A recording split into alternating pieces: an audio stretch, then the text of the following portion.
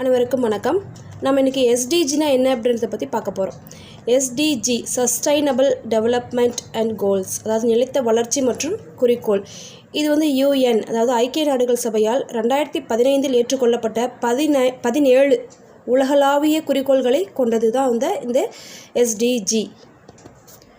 இது வந்து உலகெங்கிலும் உள்ள வறுமை, பசி, கல்வி, சுகாதாரம், பாலின சமத்துவம் இது போன்ற 17 வகையான குறிக்கோள்களை முடிவுக்கு கொண்டு வரணும் அப்படின்னு சொல்லிட்டு அந்த நோக்கத்தோடு உருவாக்கப்பட்டுள்ளது தான் வந்து இந்த சஸ்டைனபிள் டெவலப்மெண்ட் கோல்ஸ்.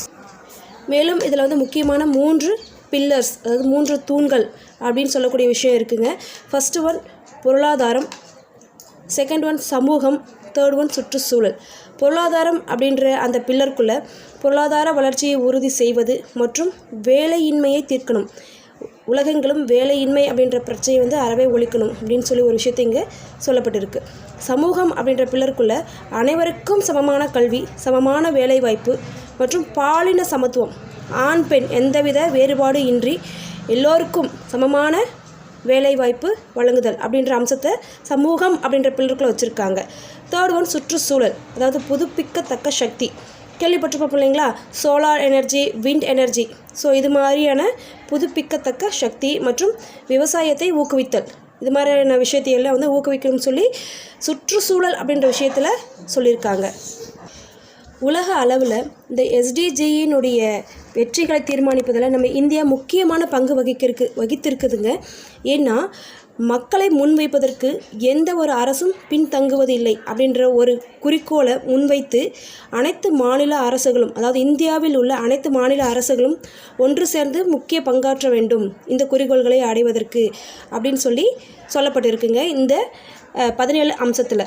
அது மட்டும் இல்லாமல் 6ல் 1 பங்கு வளர்ச்சி, இந்த 17 அம்சத்தில் 6ல் 1 பங்கு வளர்ச்சி அடைந்தால் கூட போதும், நம்ம வந்து மிக பெரும் லட்சியத்தை அடைந்து விடலாம், பொருளாதாரத்தில் மிகப்பெரிய உயர்ந்த நிலைக்கு செல்ல முடியும் அப்படின்னு சொல்லி இந்த யுஎன்ஏ அறிவித்திருக்குங்க. குளோபல் லெவலில் அதனுடைய ப்ரோக்ரஸ் எப்படி இருக்குது அப்படின்னு பார்த்தோம்னா கொஞ்சம் மிதமான முன்னேற்றத்துடன் தான் இருக்குது அப்படின்னு சொல்லி நம்ம ஐநாவின் பொதுச் செயலாளர் அண்டோனியோ குட்ரஸ் வந்து சொல்லியிருக்காருங்க. அவர் என்ன சொல்லியிருக்காரு செய்தியாளர் கூட்டத்தில் அப்படின்னு பார்த்தோம்னா, அமைதியை பாதுகாப்பதிலும் காலநிலை மாற்றத்தை எதிர்கொள்வதிலும் சர்வதேச நிதியை ஊக்குவிப்பதிலும் நாம் தோல்வி அடைந்து வருகிறோம், அதனால் நாம் இதை துரிதப்படுத்த வேண்டும் அப்படின்னு சொல்லியிருக்காருங்க.